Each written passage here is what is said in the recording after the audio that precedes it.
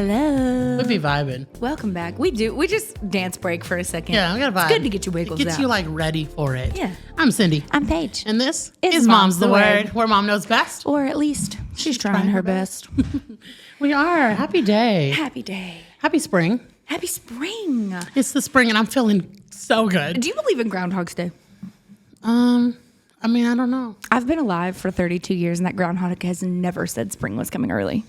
Ever. That motherfucker loves the winter. I feel like it's engraved to me to love that little man. I also think that like his reasoning behind it, it'll be like, oh, he came out and he saw his shadow, so it's going to be winter for 6 more weeks. Why? Because if he saw his shadow, isn't the sun out? No. Isn't that it's spring? Like the opposite.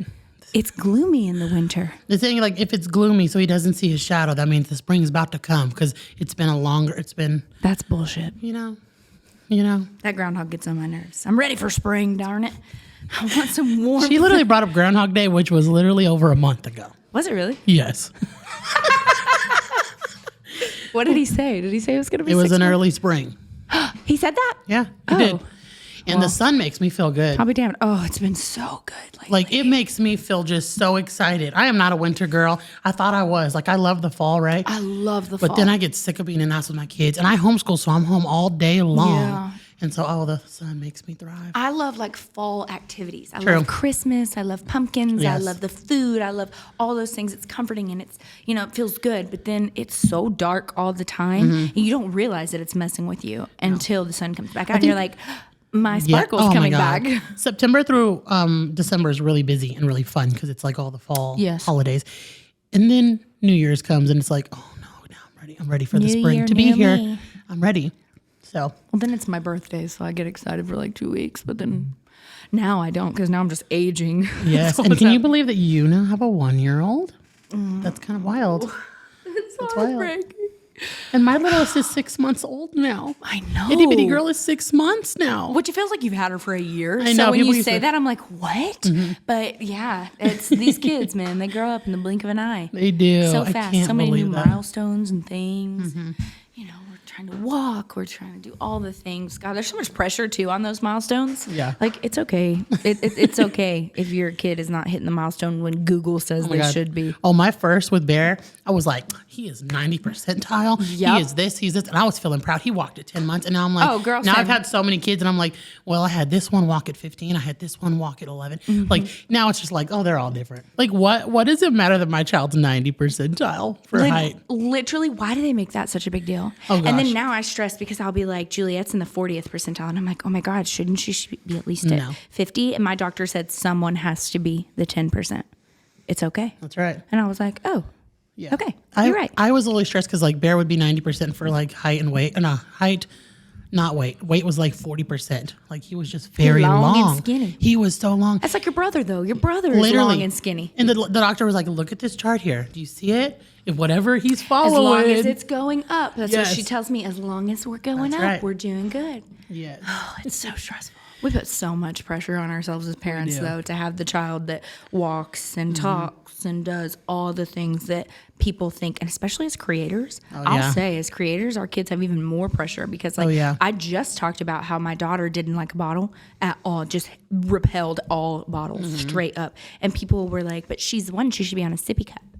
Well, first of all, I've tried. Yeah. I have It's not like you haven't tried. Right. We have done all these things. I have attempted the sippy cup. I have attempted Yes. the bottle. If it looks different for my child, that doesn't mean anything other than the process was different. Right. Like, The one mom that validated you, though, I thought was so cute. The one I was like, did y'all not just realize that she had a baby attached to her from day one to Yeah. still today? Like, people were so focused on the fact that I haven't been able to give my daughter a cup of water without assisting her. And somebody was like, but y'all just skipped over the fact she's done every single feeding for a year. Yes, ma'am, I did. I love those Yes, people ma'am, I did. who like literally see through. It was like, hard. Yeah. Mentally draining in every way to be the only one she ever touched. That's no break. That's every 2 to 3 hours. I would go places and be called back home Yep. because she won't take this bottle. We tried every damn Yeah. thing that we could. I've spent so much money on bottles and attempts to get her to like one. She didn't like any she until finally did. we found a weaning bottle. It was That's right. specifically a weaning bottle, and it was fantastic. So That's great. don't put so much pressure on yourself. It's going to happen.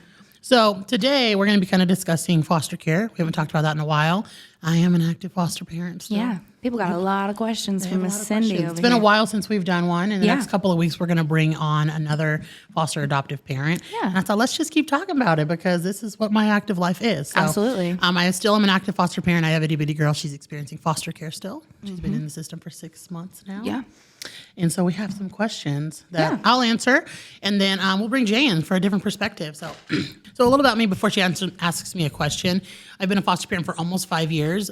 This June, July, I've cared for 15 kids. I keep forgetting. Fox was the one I adopted. I was going to in say earlier, October. you said I've had 13 kids leave, and I thought, but we've adopted one, so that would be 15. I was counting them in my brain. I know. I have a hard time because I'll go back for it. And then I'll be like, well, I've actually cared for like 20 because I've done respite care. Yeah. But I've sent 13 children home. Fox I adopted. Itty bitty is still in care. Yes. So, yeah, it's a mixture. But anyways, we are still active foster parents. My cup is full right now. I have 2 babies, 1 year old and under. And so we're not taking any more kids. A lot of people ask me that question. So go You're ahead, not Paige. open for placements, is what they would call it. Yes. You could call and be like, hey, we're good. We're going to go ahead and be open for placements. You probably get a call like tomorrow. Oh, yeah. But I'm very good about like my cup's full. I have 2 babies. One still wakes up at nighttime. And so we're good right now. Yeah. But that could change in the next few months. But right now we are not open to anymore. Now, you did just mention one of the questions that they were asking. Okay. They were asking how many kids you've had through placement, and you said 15. Yeah. Yeah. One who we've adopted. Yep, Fox Boy is adopted, and then anybody, but yeah, all the rest have gone home or like to a different living circumstance with family or Yeah. a sibling with siblings, something like that. And So, you just said an itty bitty, but to clarify for our listeners, itty bitty is not adopted. No. She is experiencing foster care. she is still in foster care. Yes, So let's say here. and it's okay to repeat questions. Maybe some of you guys have heard these, but I'm going to go ahead and go over them again because it's been a while. And there's a lot of random questions, so they may not have very deep Yes. answers. They may Yes. just be straightforward. Go for it. Okay. If a baby comes straight from the hospital with no reunification, are they named by their biological mother? If the mom names them before she leaves, yes, absolutely.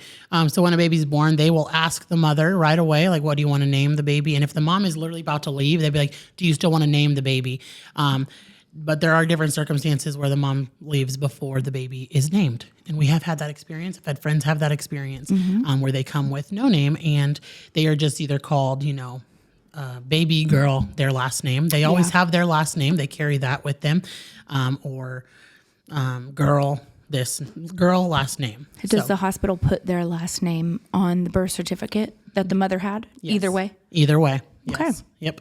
Do you need to retain a lawyer to foster or for adoption? No. So foster, I don't have a lawyer at all. The children have a lawyer. They have a GAL, which is guardian ad litem. That lawyer represents the child.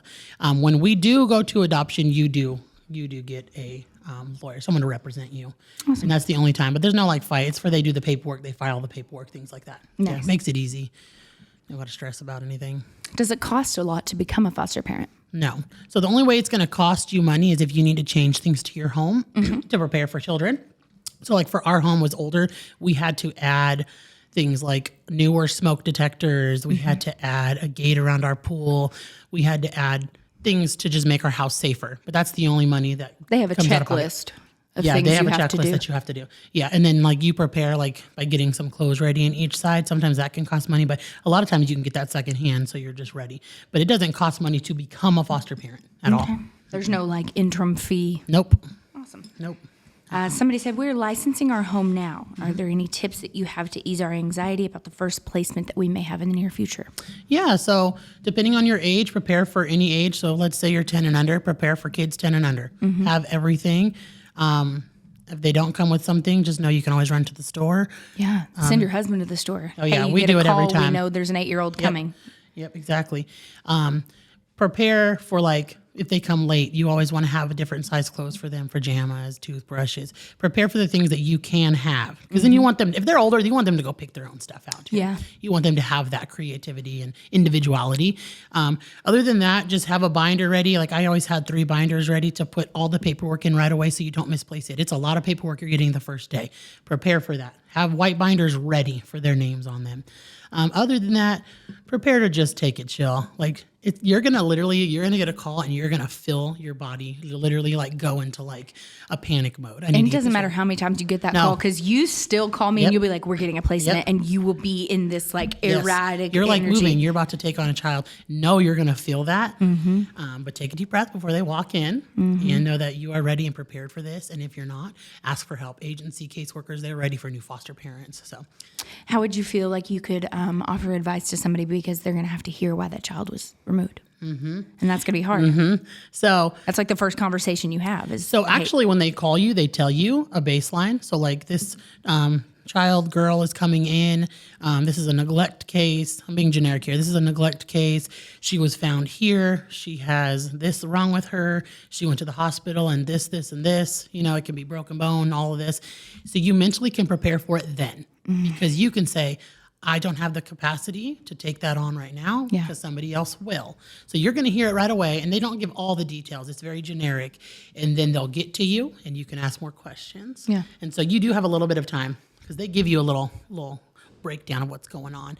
And then you're going to learn real quickly how to put a poker face on when that baby walks in that room. That would Any be of me. the ages, an 18-year-old to a baby, you're going to have a poker face like, I'm just here to help you. Yeah. Yeah. Yeah. Just to be there to comfort the child. Yep. First and foremost. Somebody has asked, what's the most rewarding thing about being a foster mom? I love being a mom. I love being a mom and caring for children. The most, I think, rewarding thing that I've had is seeing children go home and their parents really excel, because a lot of times these families aren't given the opportunity or resources to care for their child. And that sounds bad because you're like, well, we're not giving resources either. But a lot of times it's either someone who doesn't have a support system. Financially, they're not stable. They've had some mental health. They've also been neglected. They've been in the system. And so I think it's really, really rewarding for me to get close to some moms and like them to look to me for help and mentorship, and then see them excel with their babies. That's super rewarding when they go home and you get to experience that. Nice. You were there through it all.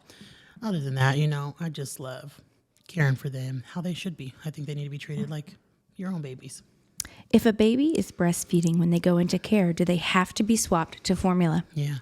Yeah, they do. Unfortunately. So there will be a visit in most cases, depending on what happened. There's a visit within the first 7 days. A child has to have a visit with their mom, their parents. And so at that visit, mom can continue to breastfeed, and they can also bring milk as long as it's testing clean. And it has to test clean every single time. But absolutely, if they want to bring a thermos of it, and the foster parent will still continue to give that baby breast milk. But yes, automatically, like as soon as they get to the hospital, they're going to go ahead and put them on to a formula until mom can either test positive or bring milk. Yeah. This kind of goes hand in hand with that, with dates anyways. It said, do you get much of a heads up before receiving a child or when a child leaves you? Yeah. So, when they call, I just explained that you do get an update. And it's like an hour though before they come to your house. It's not that much. No, it's not that long. Yeah. It's enough for them to get paperwork and get the child in order. Yeah. Like they'll call you, you'll say yes. And then they'll be like, okay, like we'll do some paperwork. And then they'll call or text you like, okay, we're there. We're on our way in an hour. So I would say between 1 and 3 hours it takes for the child to come. Now for the child to leave, depending on how long the case is, I do know when they're going to leave. Yeah. So depending on court cases, things like that, I've never had a call and then the next day they leave. I was going to say, they don't just call you and be like, hey, everything's good. No, we're coming to pick them up. Unless something happened with the foster parent, because they will come snatch a baby real quick if there's some weird things going on. Or I'm sure there is. Well, yeah. Well, foster parents, they're experiencing life too. Things happen. And if they believe that environment's not great, they'll come take the baby right away. But for leaving to go home, you have time to prepare. And even if they call me on a Wednesday, they're like, hey, Cyndi, this baby is going to be going home. When are you available for that? So they could even give me 7 days for me to fully prepare for that. The shortest amount of time that I've had is 2 weeks to fully prepare. And that prepared the child. But they're actually very courteous about that because all mine have been long-term. And so I've had plenty of time to prepare. Yeah. Very nice. I would love for other foster parents to weigh in if you've had in different states, if they don't give you time. From my experience, I've had time. Yeah, because this is Texas that we're talking about. You've not fostered in any other state. No. And here they give you time. For sure. How do I get started with fostering? Are there any requirements? Yeah, so like the easiest way to get started is to hit Google and look up foster care agency and then your county, and so I'm sure they'll help you. Oh yeah, literally that's it. So like I can't guide you any farther than that because like you'll see one agency, let's say Heart to Heart agency. You'll click it and they'll tell you when they have information night, and then once you talk to them or call them, they will literally give you a list of what you need to do, when to do it, and that's how you'll prepare. They'll give you a list of everything. Very nice. Yeah. Very nice. But try different agencies is what I like to tell people. Have you ever had an unsafe encounter with an aggressive parent or family member? No. So in my experience, the first couple of months, CPS keeps bio parents and foster parents separated. Even when we're at the CPS office, we pull to the back of the building. Bio parents pull to the front. And so that's the only time. There's no interaction for the first couple of months until they're deemed safe. So I have never. Now I have heard of angry parents about visits, and they're mad at the system. And I've heard things happen for the caseworkers, but not for me. I've never had a bad experience, thankfully. Do you have a story time you could share with somebody else? So I don't know any of these parties, but when you're at a CPS office, you can see children go in. Like I'll wait in the parking lot for the children to come out, and you'll see other parties there, and you'll see caseworkers sometimes arguing with bio parents, bio parents getting upset. I don't think I've ever experienced a foster parent. They're always in the back, and so, but I have seen people get really upset, and it has never anything to do with me. I try to make it like really, just like verbal arguments. Yeah. That's really all I can say. But you guys could imagine, you're upset your kids are taken. You're upset that you're not getting what you want, You don't, or sometimes you think that the foster family is treating your kids a certain way, or you don't even like how they dress them, right? So little things like that could definitely happen. It's a sensitive situation for really everybody is. involved. It So is. I'm sure it's touchy. But I do what I'm supposed to. I drop in the back. I love these babies. I communicate. Like the first couple months, I have a notebook where I write to the parent, like, "Hey, mom, so and so did this week," and from the first day, You are really good about that too, though. You'll take like the handprint milestones. I will. She'll do all those things, and you box them for the families. Yes, and then I also include them. Like, we had a child come before Halloween, and I was like, "Is there a costume that you would like them to be?" That's so nice. And things like that. And so I include them a lot. And like even the first day, I'm like, they did well adjusting. They're at our home now. Or I'll say, "Do you have a bottle that they like?" And I kind of include them so they know that they're included. So I haven't had that experience, and I hope to never have that experience. But I know some have. I've heard some stories, but they're not mine to share. Are you still open to adopting? We are. So we are a foster to adopt home. That means if they do not reunify, that we will continue to care for that child. We would adopt. And we did this because here in the state of Texas, if your child comes up for adoption, you basically have an ultimatum to adopt them or send them to another adoptive home. There's no permanent guardiancy here. And so if we have a child long term, why would we not want to love them forever? Is how we believe. You've already experienced so much with that child. Yeah. And so if it's the best circumstance for the child, absolutely. But if there's siblings out there. And for your family. And for our family, exactly. But if there's siblings out there or something, we will definitely be for the child's best interest. It's been 6 months since you guys adopted. I guess darn near 7 now. And so is there any updates on that? How's that been? Oh, it's good. I guess from the time that they told me I was going to adopt, you let your wall down. Yeah, you did. And I don't know, Foxy boy, that's my baby. You looked at him differently suddenly. You could see it in your eyes. There was something different there all of a sudden. Yeah. And I love the relationship him and Bear have. Oh my goodness. They're the best of buddies. They are. Those are brothers. And Bear will tell you, that's my brother. They are. I don't know. I guess nothing. Life went as normal because he's our son, and there's nothing else. We did get his birth certificate. Fox boy. That made me really emotional. It has your name on it? Has my name on it, and that literally made me cry because I had his other birth certificate too. Yeah. And that made me cry. Will you keep both? Yes. Oh yes. You'll give him both? Oh yeah. Yeah. That's something that I'm really big on. I've learned a lot from the internet about adopting. adoptees, and that's really important to me. His parents still exist. Absolutely, absolutely. His biological parents, I should say, because you guys are his parents. Yes. But his biological parents are out there. Yes. And he may seek some sort of a relationship. Yeah. And that was an emotional thing. I got that thing in the middle. I was like, oh my gosh. Right, because you've seen his first name. I replaced you've seen his everything. mom's name there. And that to me is heartbreaking. Yeah. But I'm honored. Yeah. Yeah. So, you didn't take it from anyone. No. There was no one else there to fill And I will the cherish position. him forever.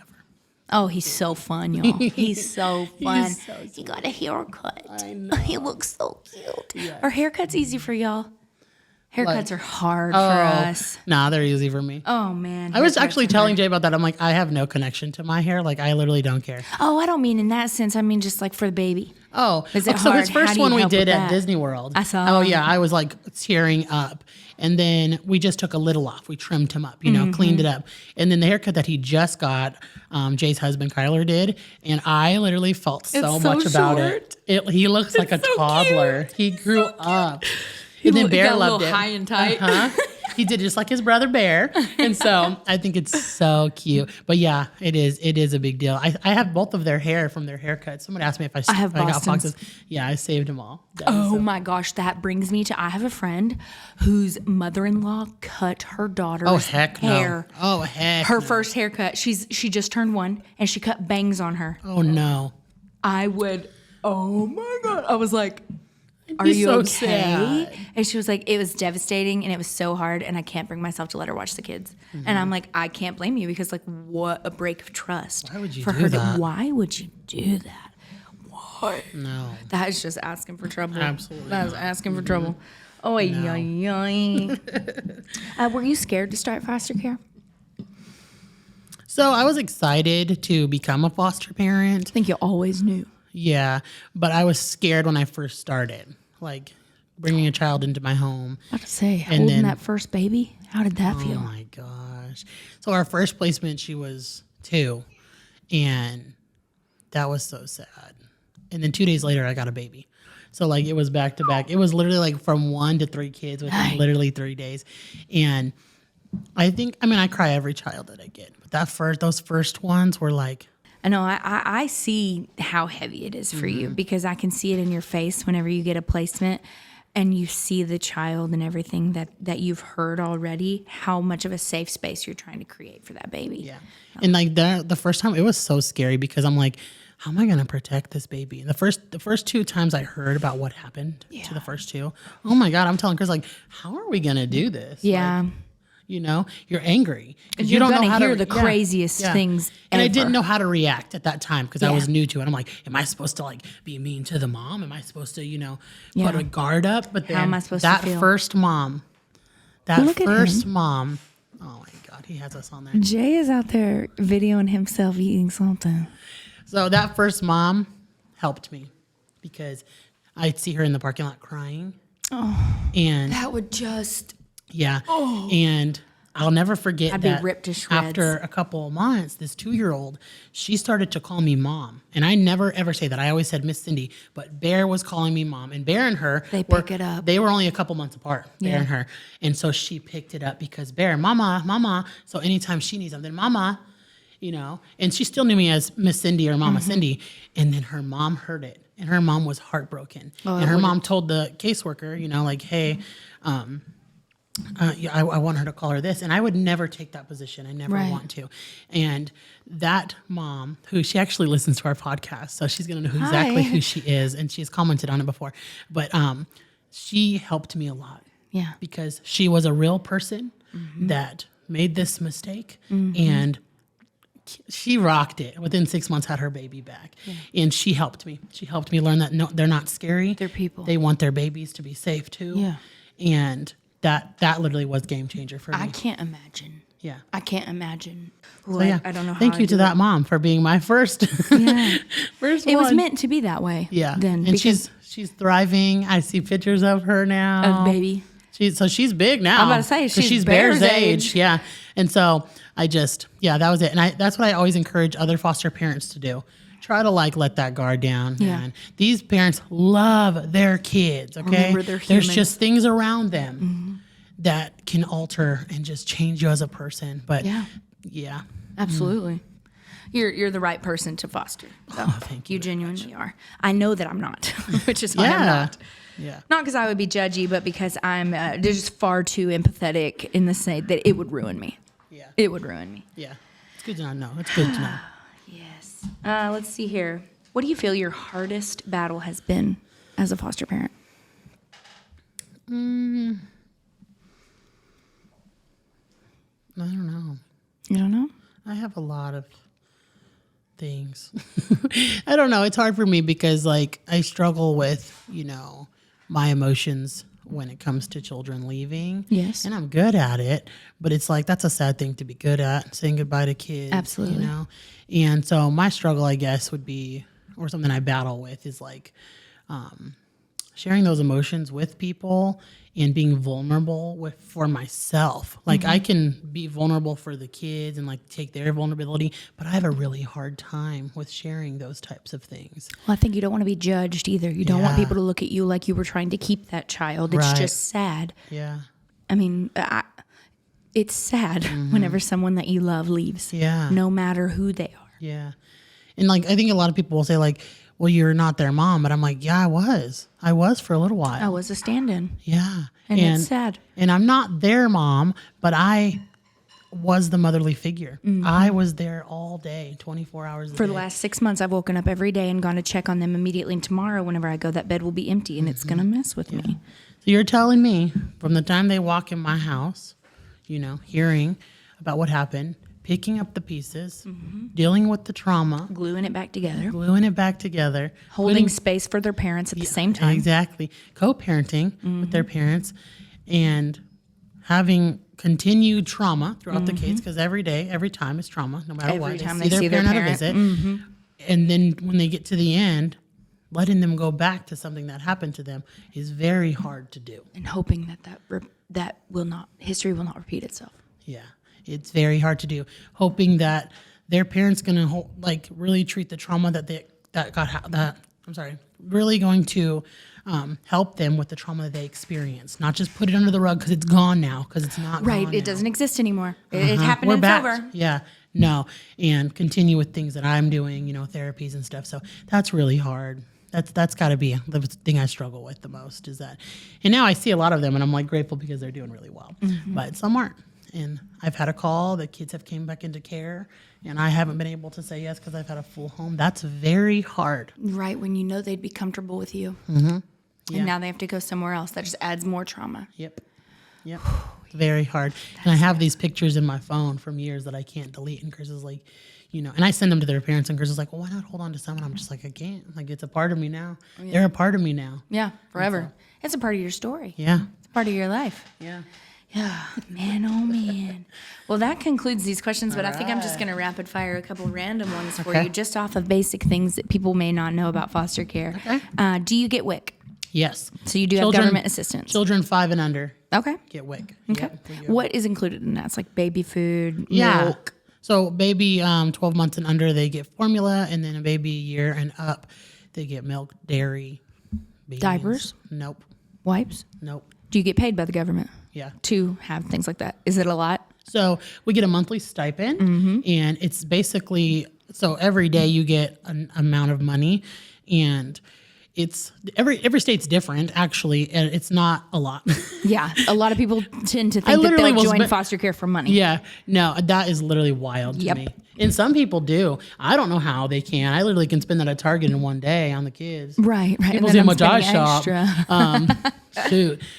It's not a lot, but it is enough, right? Like, Yeah. let's say you want to put it's supposed to help. Like, if you want to put them in a sport, you have that. If they want to, Yeah. especially children and like older kids who are doing like high school stuff. They need You activities. have the money. It's their money. So It's like their money. It's their money. Exactly. So like even for us, I have babies, but it's literally going to them. Right. Like we go to the zoo, we go everywhere. And so it's not a lot, but we do get help. You also send the child home with anything you've bought them, Everything. from toys Everything. to clothes And I've had everything. so many people like, why? Like, can't you save it for your next kid? I'm like, no. It's for this First of all, my child. house would be a pack rat. Oh my gosh, can you imagine if you kept everything?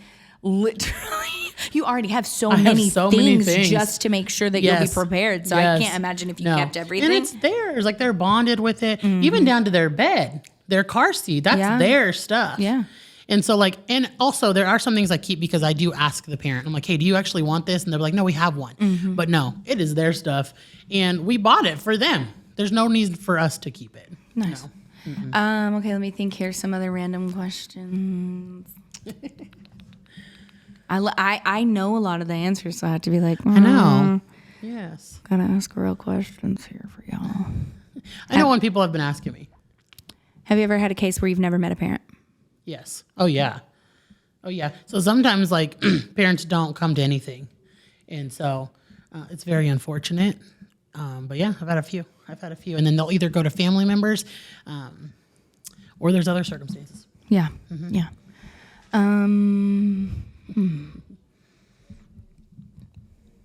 So people ask me, or they've been asking me Common recently. questions, yeah. That are we going to continue to foster long term? I've got that question a lot because people have not seen me take a new placement because we're kind of just chilling where we're at. But I don't know what our adventure looks like, our life. I say that like me and Chris's adventure on this life, right? We don't know how long things are going to last. But what I can tell you most definitely is that I will never make my family feel stressed or like my kids aren't getting enough attention. Yeah. And so like right now, I know for a fact I can't take on another kid because Bear needs a lot of my attention. Yeah. You He's at this homeschool age. too. Yeah, he's at this age. He needs a lot of my attention. Things in his life that just needs us a lot. Then we have Fox, who's 1 and just like into everything and just, you know, at this age. And then I have a baby who Fox and Itty Bitty Girl are only 9 months apart. So they're Irish twins technically.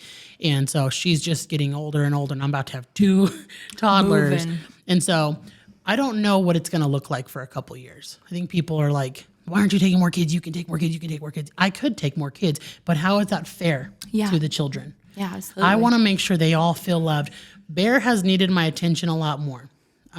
Just things in our life, right? I'm not going to go into detail, but Bear has craved our attention, wanted it more, asked for it in different ways that we've seen that we know right now, we can't take any more. What we have is good. So Nice. Yeah. Very nice. Well, I know Jay is also a foster parent. He's an adoptive parent now. I don't believe his home is open, but we're going to bring him in and see Jay in. what he has to say too. alrighty.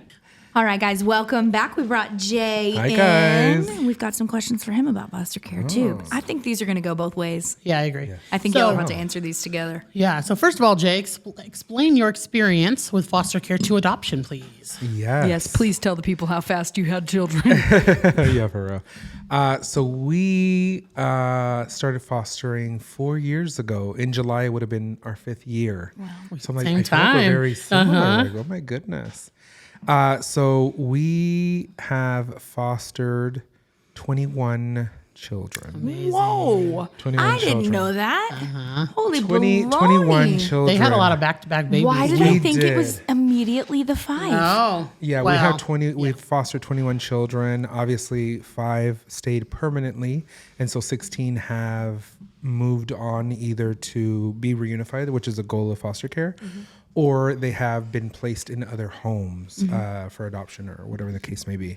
But we've had 21 kids, and I think 3 of those actually were like respite that we had for a couple of days. I think it was like 4 or 5 days. Can y'all explain respite to people who are listening who have no idea what you're talking about? Because I know what you're saying, but I people wouldn't don't. have a couple months ago. Yes. So respite is in sense kind of like babysitting in a sense. So like say if you're a foster parent and you are going on vacation and the children do not get approved to travel. Because they do Right. have to be approved to travel Yes, with y'all. they do. So if you're in here in Texas, like if you're traveling in the state, you do not have to get permission. No.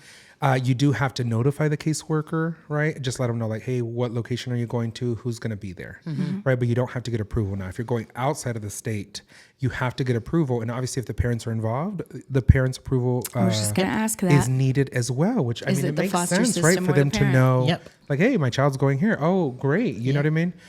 So you do have to get it approved. So respite care is really beneficial. And usually respite care is other licensed foster parents in your area who you basically say, hey, can you watch my children for a couple of days for X Yes. amount of reason? Or And do you reach out to them or does your agency do it for you? A little bit of both. Like Yeah. I've had a situation where I became really good friends with some foster parents, and we would just babysit for each other.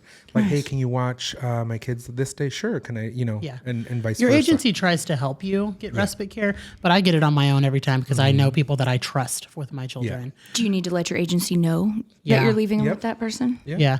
So if they're not in your agency, I was going to say, do they have to go have to check fill- their yeah. homes? no, they're already licensed. Yeah. So basically, our agency. If you're licensed, you're good. You You're just good. provide your They'll- proof of license. That's right. They'll just contact their agency and just make sure they're up to date on all of the state's requirements, and then that's it. Every agency is different because we did do foster care for an acquaintance. So for their agency, it was a requirement that we had to fill out a form. Like they knew that we were licensed and everything. They just wanted us to fill out the form, put our information on there, and we just had to send it back to them. And it was good. Yeah. But that's what respite care is. And it's over 72 hours because Yes. our approved babysitters can watch our children for up to 72 hours. So my mom can watch my Yep. kids up to 72 hours. Without you notifying the agency. Yeah, no, so you we can- have to notify You the still have to agency. notify them, like, Yeah. hey, I'm going out for this Yes. weekend. Okay. Yeah. So they're very, very involved. So like right now, y'all are probably watching this and we are in Vegas or went to Vegas and my mom is able to Potentially. watch my children. So that's respite care. So Jay did respite and foster. And then how'd that road go? Yeah, so when we got licensed, literally 2 weeks later, we had 2 kids. And then 2 weeks later after that, we got 2 more kids. And so we went from 0 to 4 kids in less than 30 days. And it was wild. But we were just so eager to help. And I just wanted to help, and I couldn't say no. And at our agency, they called us the gay dads who never say no, which is so funny. Because it is hard to say no. I know. I And, would be that girl. fun fact is that when we had our first 2 placements, it was 2, and I was like, we can only handle 2, Kyler. And he was like, no, we can do 4. And so I was like, okay, what else? And so they called us, and the call was actually for a sibling group of 3. But our agency thought that since we had just been licensed, we could handle 2 more. And so that call was for Grayson, Amor, and Ari. And so I did it. I was gonna say no because I was like, this is a lot. Like we just got licensed, and then I felt guilty because they didn't have a placement. They were like, they would have slept in the CPS office if that would happen. And I was like, oh dear Jesus, I don't want that to happen. And they were little. Yep. And so they little were able to babies. find a home for Grayson to go to, which breaks my heart. And then Amor and Ari came to our home. And how How old crazy. were they? Ari was 9 months. Amor was 18 months, and Grayson was barely 3. I think a lot of people don't realize that is that they'll break up kids. Yeah, I've had that's 2 sad. cases where 2 went one way and 1 went another way, but they need homes, and some homes can only take 2 at a time. They do try to Oh, put they them do together try. first. Yeah, They and I try. think it's a struggle because for people to take on sibling groups, it's extremely hard. I've known sibling groups of like 5. Yeah. There was a sibling group in our area that was 9. Yeah. And so, I mean, even in very Texas, the limit that you can have is 6. And was then about it's to like, ask. what foster parent has that room in their home? Like they probably are brand new, where they do have Yeah. the license for 6 kids, but it depends. Everyone's licensed Yeah. for a different amount of children, and it's based off of your house. Yeah. And so, But also, like, you could be licensed for 4 and already have 2 filled. So, like, for me, Yes. I'm licensed for 3. And so, like, at one time, I was only able to take 2 of the siblings, but they have to get them somewhere. yes, And it's sad, and then trying to keep that bond with the kids has been. Trying Yes. to, then you're working out with another foster parent, Yes. trying to get them together more often than just parent visits, I'm sure. yeah. And so I felt like when we were fostering, one kid would be reunified or whatever. They would leave our home on a Tuesday, and Wednesday we had a new placement. Like that, it was that Wow. quick, and so it was a lot. And I think that we continued that train for, I would say, about maybe like a year and a half, maybe like a year. And I wasn't processing like letting them go. I was just moving. Because when you're moving, you have no time to. Yep. Keep When you're saying really yes. busy, you're like. Yes. Yeah. And then it eventually hit me, then I had to process all of that because it does take a toll on you, Yes, it does. right? When the children leave, I understand that the goal of foster care is reunification, but it's still a lot when they leave because you Right. fall in love with these children. And I always say, when they come into our home, whether it's 3 days, 6 months, whatever, they're going to be a part of the Lara's family, and I'm always going to love them. And I know the goal is for them to be reunified, but it's still it Yeah. still hurts. Yeah. You talked about the pictures in your phone. I have hundreds of pictures and videos in my phone, and the iPhone does like that memory thing. Yeah. And next Yes. thing you know, you're down memory lane, and you're like, Yep. oh my Oh God. my And then God. I think the thought that always gets me is I wonder how they are. Because sometimes when they're reunified or they move on or they're adopted or whatever, you don't continue that communication. Out of the 21 that we've had, obviously, so out of the 16, I only speak to one. I only know how one is doing. That was actually one of the questions if we still talk to some of ours. Right? Yeah, I only speak to one, and she actually they live in DFW, and so we'll be able to be close and see her. That's So wild. that's That's so exciting. sweet. But out of the other ones, I don't see anymore, and Yeah. that's always the question: is I hope that they're loved, I hope they're respected, I hope Yeah. they're valued. So we literally were fostering, and the goal wasn't to adopt. And the interesting thing is because when people think of my 4 children, like they think that we adopted immediately, and it took 3 years Yes. to get to that point. So traditionally speaking, when a child enters foster care, the case is originally set for a year. Yes. And they have a year to basically complete the services and plan that CPS has given them, put forth, Yes. right? And so what happens is we're consistently having meetings to check in to see how the parents are doing, see how the children are doing, see how everything is going. And when you get to maybe like a 6-month mark, 9-month and 12-month, you're having these status hearings to kind of be like, hey, are we on track? Or, where are we going? And so there is a time where an extension can be granted based off of whatever the situation is. And Right. so our situation with our 4 siblings, there was, I think, like 3 or 4 extensions that It's a really very long happened. time. A lot of moving pieces that I can't go into detail. Right. It's not my story to tell. But there was, I think, like at least 4 extensions that we ended up having, and it did take us into 3 years. And so it's interesting because I didn't know that. Like, obviously, I was new to that part. And so, but there was a point, I would say about a year and a half into it, they did say the goal is going to be switching to adoption. And so they asked us if we would. And of course, we said yes at that point. I mean, they had been in our home for literally a year and a half. And so it did switch the goal. And Just then Amor and Ari at that point. Amor and Ari. So we had Amor and Ari, I would say, for about a year and a couple of months. And then right when the goal decided to change, they said, well, you do know that there's another brother. And I said, of course. So when we went to visits weekly, Grayson would also go to the visits. And so I would see Grayson this part makes me so sad, guys, because He's just to think that there was a time where Grayson was experiencing foster care and he wasn't with us. It honestly kind of makes me feel guilty that I'm like, we should have been able to handle 5 at the time that we did, because then Grayson could have been with us in our home the whole time and he wouldn't have had to have gone to like a different home or something. But at the time, I mean, we had only been licensed for literally 4 weeks, and we went from 0 to 4 kids in less than a month. And so I'm not sure that we would have been able to handle 5 at the time. Yeah. Obviously now we have it down, but in that moment, like, I understand why the agency went that route, but it breaks my heart now to, where we are. But so they said, would you take him? And I said, of course. I had met Grayson every day. He would say hi to us. He would, see his brothers and sisters.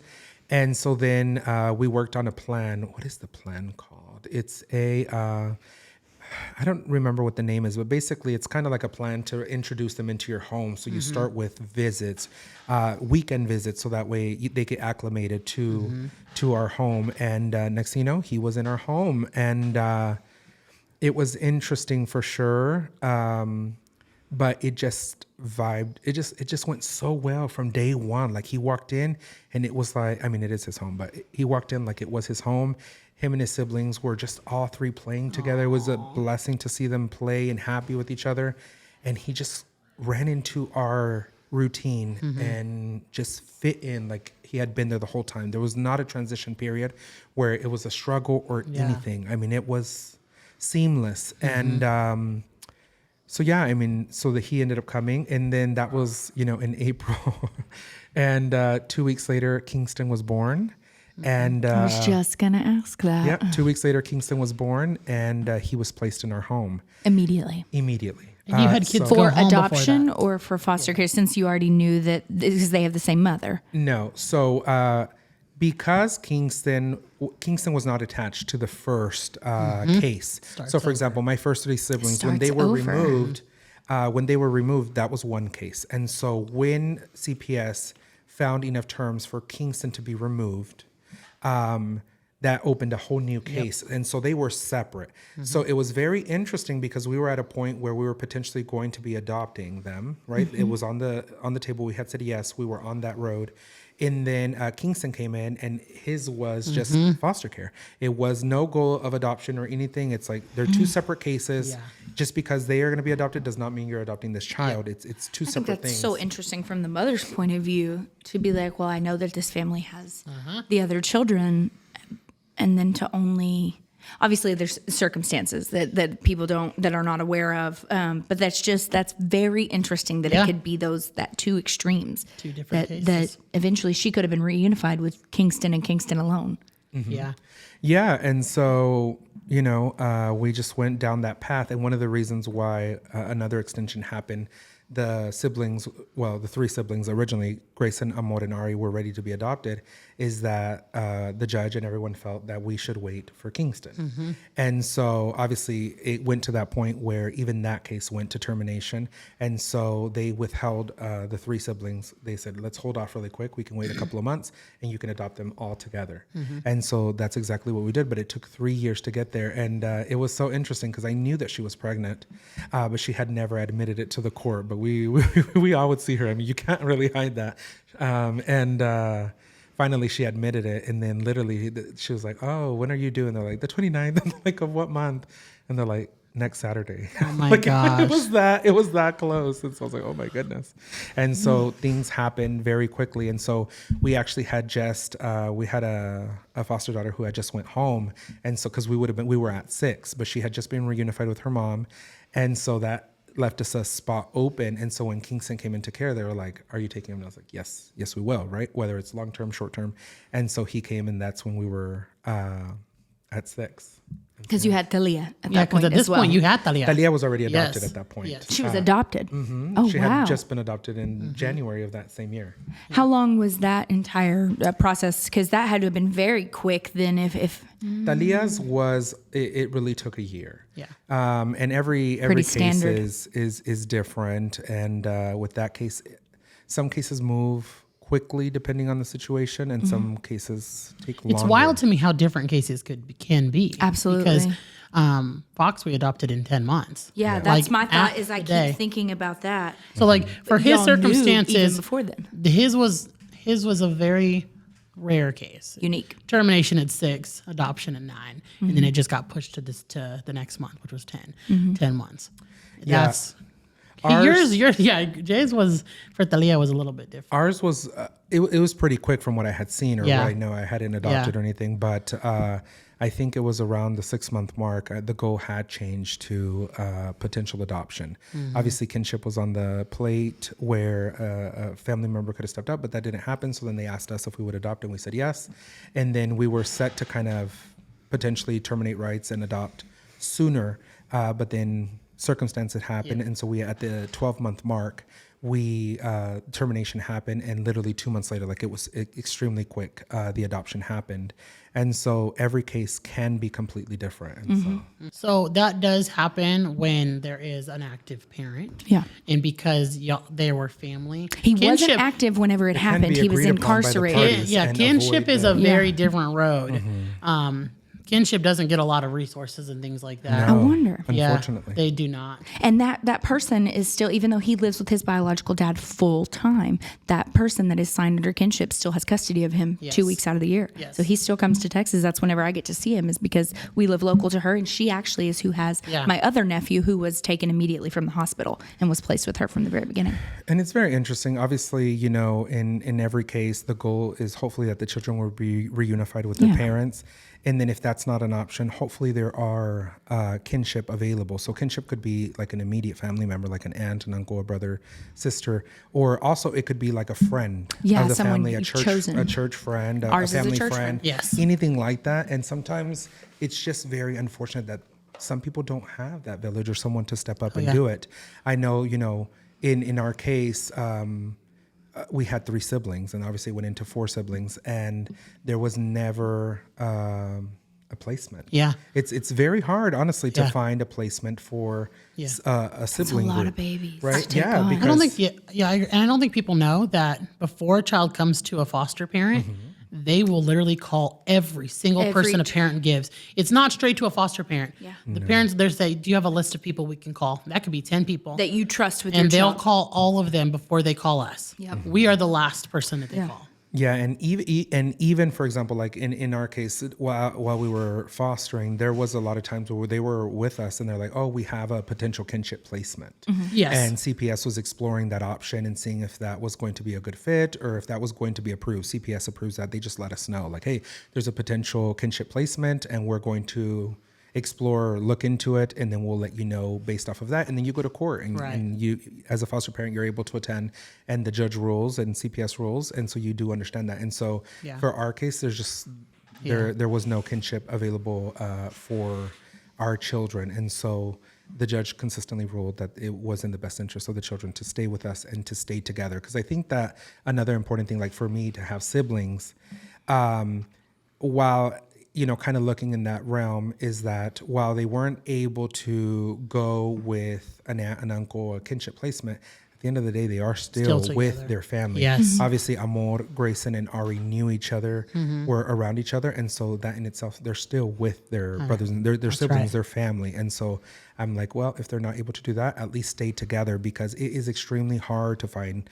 foster homes to take in sibling groups. And it's very heartbreaking because I've seen where children have come into care and to have been sent to different counties or all over the state of Texas. And it just breaks my heart because you're already going through something extremely traumatic. Yeah. You're separated from your parents, separated. and then now you're separating from your brothers and sisters, and you're like, what's going on here? Yeah. And I've had that, and I was telling Paige about the trauma that the visits bring. They're important and they must be done. But imagine 2 coming from here, 2 coming from me, and the bio parents. That is so traumatic. It's a heartbreak to on leave. multiple Oh, levels. it is. And like when I would see some of my children's siblings, I was so heartbroken because I'm like, oh gosh, they need to be raised with each other. So I can just remember as a child, like seeing my siblings, getting to see them for visits and such Yeah. whenever I was younger, and just like crying in the car whenever I would leave, not knowing when. So I can only It's imagine. extremely hard because you're like, I'm not with my parents, I'm Yeah. not with my siblings, and it just causes a lot of emotions. I remember, we fostered quite a bit of young children, so I don't think we were able to have a conversation to say how, we would try to say like, how are you feeling? Like, it's okay. Like try to have them verbalize those feelings, because it's a lot. I mean, if I, as a foster parent, felt the energy, I can just imagine them, the parents. I mean, it's a lot. So a lot of questions Jay answered as he was talking. Yeah. He explained a lot of things. We still have a couple. Yeah. There's some like rapid question ones that you could answer. Is that, are you still open, right? Is your home still open to foster right now? So we are not.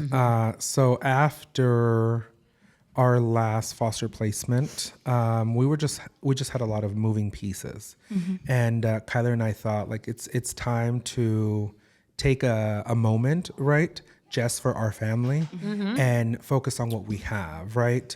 I think at that point I was really ramping up like to do social media as my second full-time job. And then the kids had so many sports. Like Grayson was in 2 sports at one time. Amor was in ballet and dance at the same You time. have 5 kids. children. Yeah, and That's what I then was 5 gonna say. kids. And I work You full-time. literally have 5 children. 5 kids. Like Yeah, and so that would overwhelm Your cup is anyone. literally full. Yeah, no, my cup was really full, and Kyler and I decided to not continue to foster, and we had an open license.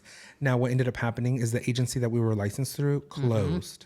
Oh, wow. And so closed, and we had an opportunity to go to another agency. But at that point, we decided like our cup is pretty full. Yes. Once we're ready to continue to foster, then we will get relicensed. And then when we knew we were moving, then I was like, okay, for sure. Like we'll go to a new agency. Yeah. And so I think that one of the things that I tell Kyler is we can help the foster community in a different That's way. right. Absolutely. Right. So right. right now we might not be licensed foster parents, but we can help in other ways, right? You can definitely donate Yes. any clothes, gently used clothes, anything in general. You can donate in that fashion. You can go and help out. Yeah. You can spread the word. I mean, Jay's there's so many joining the things. Christmas You do the drive this year, you jambos guys. things. Yes, we you do all are. We sorts do of jambos. stuff. Yeah. Yeah, we did Yeah. jambos, which Y'all do haircuts provides for children in foster care. yeah, so we did Lots of ways. haircuts, and so there are other ways that you can help besides the fact of being on the front lines as a foster parent. Because a lot of people say, I could never do that. And it's like, you could. You could. You could. It is a lot. It is a lot. But I always But tell if you people. can, there's other ways to help. Oh my Yeah. God. So when people say. I'm a donator. I know that I will give you anything that I've got. That's right. But I know That's for right. a fact if you let me love a child and then you were like, okay, it's time for them to go back, it would ruin me. It even It helps, would like ruin me. Paige, like if I got a placement, she would send dinner, and I don't know how, like that is literally the best thing ever, and that helps a foster parent so much. So there's a lot of ways. That's one of the things that I have told Kyler is that I want to help. Obviously, we're new here to Dallas, and so it'll take me a while to build that community. But I love to cook, and so I was telling Kyler, you don't know how hectic it is, or Kyler knows, but I'm telling Kyler, like as a foster parent, it's very hectic the day that you get a placement. Yeah. And you just have Yeah. so much going on, and then you want to help that child feel comfortable in your home. Because just imagine, like, if it's a lot for you that you're taking them in, imagine the child who's just going through something completely traumatic. It's not their fault. They don't know what's going on, and now they're in a stranger's place Yeah. and a strange environment, and they're just like, what's happening here? And they're being told to go to sleep in this bed they've never even Yes. seen Yes, before. it- Yeah. Imagine. Oh my God. And then I'll tell you, well, Cyndi has the expensive mattress. The one thing, and it's funny because from listening to a lot of adoptees, they always talked about the mattress covers. So as a foster parent, you have to have mattress covers on all your mattresses. That's a requirement. And so they make noise. Yeah, I they don't like crinkle. them personally. We've bought in so many. We've bought in so many. You're talking and about they those make covers noise. they put on like all the little kiddie camp things Yeah. too. So the ones that Jay has and that adoptees Yeah. can remember from their childhood, they're very crunchy and plastic. Yes. I do not have those, you guys. I have learned well enough to buy the nice ones. Yeah, I mean, literally, like, well, I guess I only hit up Walmart, but I should have explored a little bit more. We did end up finding this other one that wasn't as crunchy as the first ones that we had, but I had to change them because they did get really hot as well. And I know from listening to adoptees, that was one of the things that they said is Yeah. that was really traumatic for them because they're like in a new home, crunchy bed, and then you just yeah. don't know. So one of the ways that I thought of helping, I was like, I love to cook. And so like, let's say one of these days I'm making a casserole and I know someone just got a placement, go take them a love casserole, that. I love right? that. And saying, hey, you just got a new placement. I'm going to make you a meal. I'm going to make you a quick casserole. I'm going to drop it off. And that way today, the one thing you don't have to worry about is dinner, and y'all can just plop dinner on the table. That's right. Try to make a conversation. You're trying to ease some bond at the same tension. time too. Yeah, ease some tension, because that's always a thing. You know, the one thing that we always did when we got a placement is immediately run to the Walmart, Yes. Target, whatever was open. And sometimes you get placements like at 1 o'clock, 2 o'clock in the morning. It was always like 9, 10 in the afternoon or in the night. And it's never in the daytime. never. It's That's rare. so true. You've always only ever texted me at night. Yeah, and Which is so interesting, specifically because most of those cases know that they're going to be foster care. But it's like, as I like to say, like the Army was like very hurry up and wait. It was like, get ready, That's what it is. and then you wait. Yeah. It's like, but be ready, because once it comes, it's Yes. coming. yeah, and we always had to run to Walmart or run to any store that was open so that we were able to get everything that they needed. And Yeah. so, yes. Can you be a foster parent if you do not have a significant other? Yes. So we have a friend. she's gonna be on here in a couple weeks. Oh, I'm so excited. We actually met her, last summer? Almost a year ago, when we went to Jambo's in Atlanta, Fostering Georgia. single. Yes. And Ramsey, fostering single. And she has definitely taught us that you can foster single, right? Like if you have... She's a great resource. You guys want to look her up, Fostering Yeah. Single. But Yeah, yes, you can. and so you can definitely. Obviously, you know that, and obviously it's like single parenting, right? Like you're gonna have to be your own support system, and so yeah, Yes. so you can. Will they allow you to be a foster parent if you have chronic health issues yourself? No. I don't believe so. Yeah, Like I I don't- can't tell you the specifics. Me neither. But you do. You're have saying to chronic? pass. No. Yeah. No. You do have to have a physical and be cleared physically and mentally. Yeah, And they ask chronic would mean that questions. something could happen to you at any moment. They would hate to re-traumatize a child by pulling them if something happens to you. No, so you have to be able to. And interesting because people always ask me about the age, and I'm not 100% sure if there's an age. So I know that I would assume so. Yes, so I believe there is. I'm not specific on the age, but I know for a fact that like you got to be able to care for this child very long term. So yeah, I don't know. I know that there is specifically, but I would say to those people who maybe the age is a factor. I'm not sure what the age is, right? Depending on your state or the chronic health, just find other ways that you can support. That's right. Yeah. Right. If you're not able to get into the trenches, maybe just help the people that are in the trenches. Very nice. If you could change anything about the fostering process, what would you change? Goodness. There's so much. There's so much to change, and I think that a thing that adoptive parents and foster parents really need to do is listen to other adoptees. Yes. They have that lived in. I don't know. What do you say? Lived in. They've experienced it experienced firsthand. it Yeah, it's like firsthand. experience firsthand, right? And so I think it's so important to listen to them and learn from them, right? Because in anything that you do. Removing it from foster care and adoption. So let's say, for example, anything that you do, you always want someone who has that lived in experience is really going to be able to help you educate. What has gone through that will give you that great perspective that you need to know to understand it. Yes. And that's why I always say listening to adoptees is going to be super important. Oh yeah, we've learned so much. In order to really understand and see how we can help. And sometimes what happens is adoptees and potential foster parents can be put against each other. Yeah. Right. And I think what I always tell people is don't take things personally, right? Just because their experience is this and yours is this, their experience doesn't negate yours and vice versa. Right.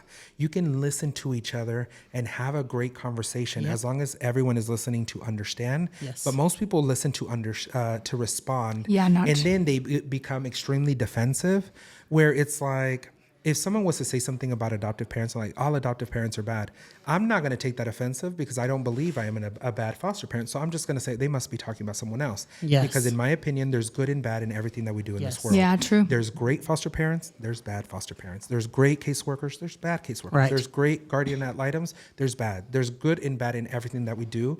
But I think if we listen to each other a little bit more, that would help out. And same thing like with the state laws. I think that they need to listen to a lot of adoptees and help bring them in to advocate and change laws. That's exactly what I was going to say. If I could change anything about the system, it would be to bring in the people who have experienced it and the people who are in it. We never get asked things, and there'd be a lot of things that I feel like I would be able to give, reflecting on cases that I've had, and they do not do that.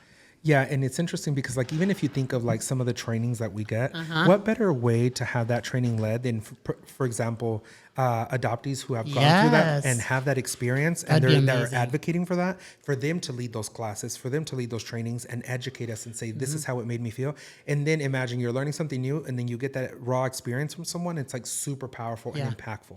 I think that's what they adoptees should do. are very important, and it's hard because they came from a spot that was traumatic, right? But them sharing is important because I have learned so much more than from my foster care training. Yeah. So that's a good answer. Awesome. Well, thanks, Jay. Thank you, Thank Jay. you. Thank you for Love this joining topic. us. Yes, we could talk for hours. Yeah, for real. All Bye, right. guys. Bye. Well, this is a really great conversation. I'm always glad to talk about it. Just want to say thank you to both you and Jay for being so Very open much. about something so incredibly vulnerable. It is. That's a It vulnerable thing, but you guys are doing incredible work. Selfless angels. Oh, My goodness. sweet angels. Thanks, y'all, for joining us again. We're going to see you again next week on YouTube, Apple, That's right. all the things. All the things. Please Spotify. subscribe. Subscribe Please. on Instagram. Come hang out with us. We love you. Keep those giggles going. And the love flowing. And until next time, Mom knows best. or at least She's trying her best. Bye, guys.